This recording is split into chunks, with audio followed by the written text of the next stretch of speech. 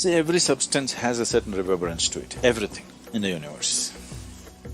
Now we are trying to identify things which will push us in a particular direction.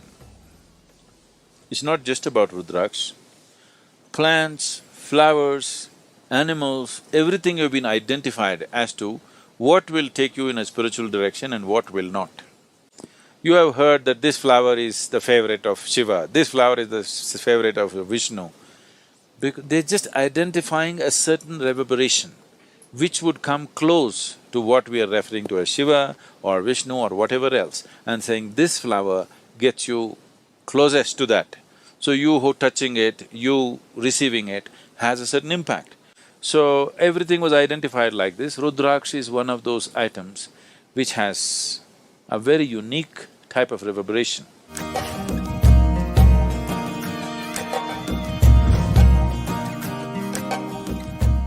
Now, why Rudraksha is worn on the body is, one thing is it cleanses the aura. You know what's aura? A-U-R-A? There is a certain field of light and energy around every body, around every object. Every physical object has its own aura, even inanimate objects. These days it is being photographed and recorded in so many different ways. It cleanses your aura. Aura can be from a pitch black aura to a pure white aura. You know, if you have seen, maybe not so much in America, but if you have seen any of the Spanish pictures or Indian pictures, you will see if they show any saint or sage, always there will be a white halo around their head. It is not that these people walked around with light bulbs behind their heads.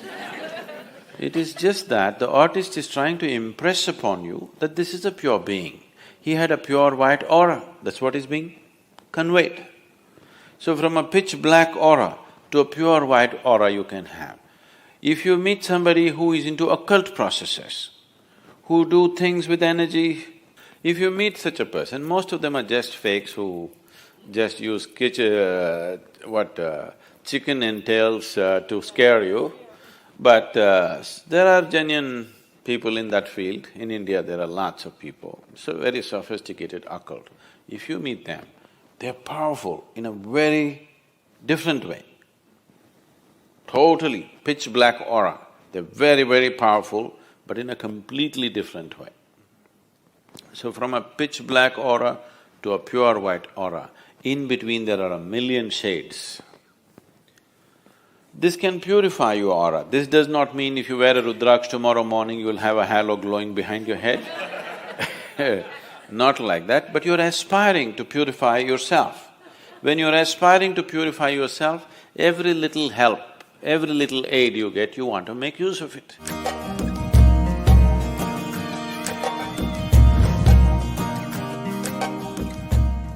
Another reason why it's worn by Indian sadhus and mendicants is they're constantly traveling. One who is constantly eating and sleeping in different places, his body goes through a certain level of destabilization. In the sense, many of you might have noticed this, you went to a new place, even if you're very exhausted, somehow in a certain place your body won't settle down and sleep. Have you noticed this ever? If you're a traveling person, you would have noticed it in some places, your body just won't settle down. You're fully exhausted, but you cannot sleep. This is because in your own house, in your own bedroom, today there is something called as… the forensic people are using this, what? Thermal imaging, is it? See, if you sit here now, 24 hours later, somebody will come with a machine and find out where Gayatri was sitting. There is a memory in the place which they're able to detect this person was sitting only here, not there. Well, if you bring your dog, it knows she was sitting here, isn't it? So something is left there, isn't it so? Something is obviously left there, that is why a dog or a machine or something can detect it. So, you are sleeping in the same bed every day, here certain aspect of your energy is left here, here you're very comfortable. If you go to another place where the energies are very different, your body may not settle, sometimes it could be damaging to the system. So person who is constantly traveling wears a Rudraksha so that he has a cocoon of his own energy, that the outside energies does not disturb him. He has a… we call this a kavacha. You know what's a kavacha? Kavach. It's more like a cocoon. It's a cocoon of your own energy. Wherever you go, you have your private bedroom going with you. It travels with you wherever you go. Especially in travel, your aura gets frayed. This is the reason why you feel so exhausted with travel. Actually, you sit and do nothing. Somebody is driving, you just sit. After 10 hours, you find you're so tired. You did nothing because your energy gets frayed. Your body is moving at a faster speed than it is designed to move. So the first thing that is damaged is your aura. If you go faster, let's say you travel 600 miles per hour in an open space without a windshield, you will see your skin will peel off, isn't it? After that your flesh will fly off, after that your bones will fly off. Yes or no? The first thing that begins to be damaged is your aura. So with movement, with faster and faster movement, aura gets frayed. So if you wear Rudraksha, it gives you a certain cocoon, it gives you a certain stability to your aura. The travel, movement can be taken well.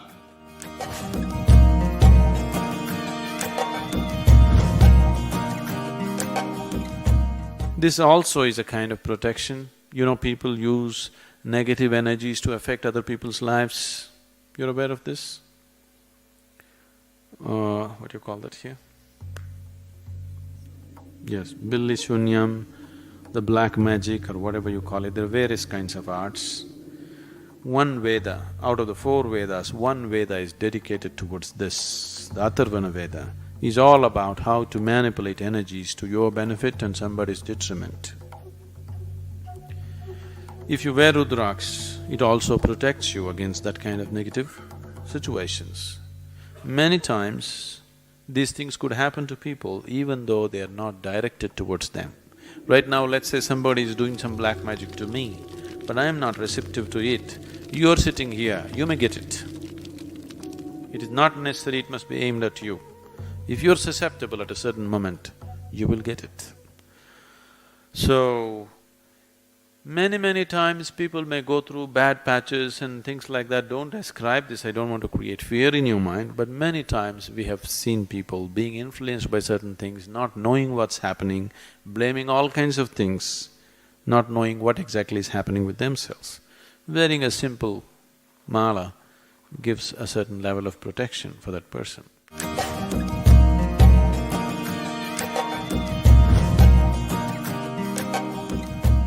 One more reason why people wear this is, even in the wild, if you were thirsty and you're walking in a jungle, you found little water, you drink it, you could be poisoned.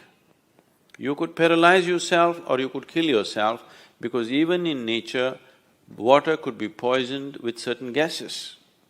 You know, certain lakes and other things have bad whatever, they have a history of people, tribals and others have feared that there are ghosts existing, that is simply because the water is poisoned with certain gases and whatever else, and people consume and instantly they go through pain and suffering, and because of that, it got some other kind of names going with that. If you just hold your Rudraksha above the water, it will tell you whether to drink or not. If any food appears in front of you, if you hold it, even if there is a tiny bit of poison in it, instantly it will go anti-clockwise. Let me see, check this water.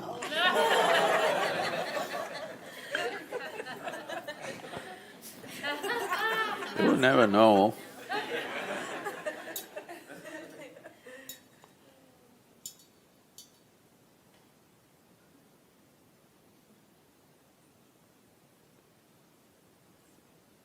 This is good water. You put a tiny drop of poison into this, which you cannot detect by smell or taste, that kind of poison. You hold this and see, immediately it will go anti-clockwise.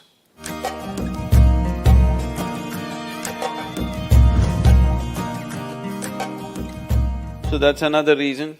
And there are various other aspects to it. It brings down the blood pressure in your system, your nerves will be calm, all these kind of things. Today doctors are prescribing Rudraksha in India. For hypertension, cardiac ailments, doctors are actually prescribing Rudraksha. This is just where your blood pressure will go down because it has a certain reverberation which calms the whole system.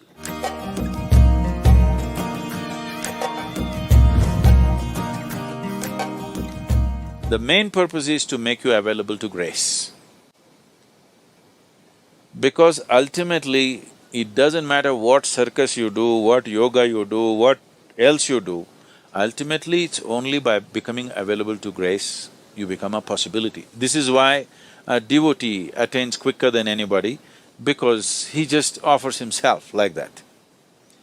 If that sense of offering and things are not brought in, yoga will become circus. Without grace, whatever you do, whether it is spiritual process, health, wealth, success, there will be no success in any area of life if in some way you do not become available to grace, that's for sure.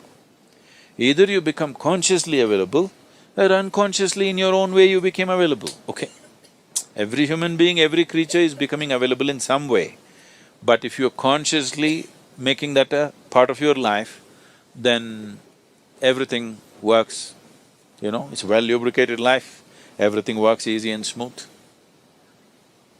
So Rudraksha is just creating that possibility, enhancing it a little bit. Not that without Rudraksha you will not be available to grace, you will be.